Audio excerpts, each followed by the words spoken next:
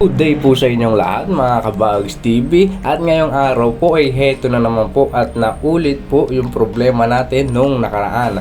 At dahil sa meron naman tayo knowledge na tungkol dito sa pagpupugak ng ating motor, ayan, tinanggal ko yung EOT sensor doon sa kanyang pinaglalagyan at goods.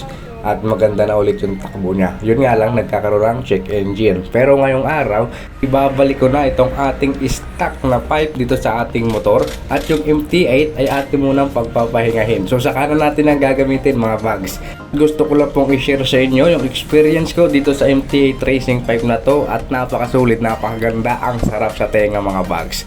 At malaki ang paninibago na mangyayari nito kasi babalik tayo sa ating stock na pipe. May pagkamatahimik lang yung pipe na yon, so nakakapanibago yan mga bags. Dahil po nag-upgrade na po tayo ng ating panggilid at RS8 yung ating nilagay mga bags, mas maganda yung performance kapag yung stock na pipe yung ating gagamitin mga bags.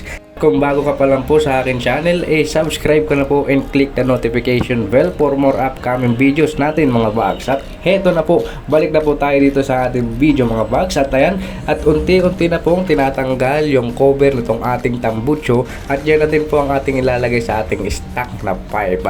Advice ko lang po sa inyong lahat mga bags na mag-iingat po kayo sa tambucho ng inyong mga motor. Kasi ako po ay ilang beses na po napaso dito sa aking binti sa may baba. Kaya double ingat lang po kayo mga bags. Pwede nyo rin po nalagyan ng exhaust pipe cover para na sa gayon mas secure po kayo at hindi po mapaso yung inyong binti.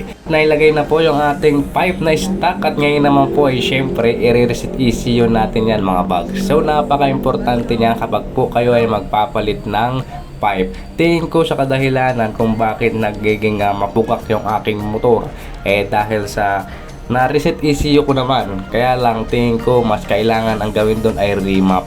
Sa ngayon ay ibinalik ko na lang yung stock na pipe at para na rin masubukan yung lakas ng ating panggilid kasi mas maganda yung performance kapag yung stock na pipe yung ating gagamitin mga bags. Nakakapanibago nga lang kasi tahimik na siya. Balik na po tayo dito sa ating video mga bags at ngayon po ay nire-reset ECU na po at isi-share ko po sa inyo mga bags kung babalik pa ba yung pagpupugak ng ating motor kapag ginamit na natin ulit itong ating stock na pipe mga bags. At kung bago ka pa lang po sa akin channel, subscribe ka na bags and click the notification bell for more upcoming videos natin. At tapos na po na ma-reset ECU itong ating motor mga bags gamit po ang diagnostic scanner at mabilis lang ito gawin mga bags at hindi tayo aabutin dito ng 3 minuto. At sa lahat po na sumusuporta sa aking channel, maraming po salamat sa inyong lahat at patuloy nyo lang po ako na suportahan dito sa akin journey ng pagmomotovlogs dito sa YouTube at hanggang sa muli, salamat po!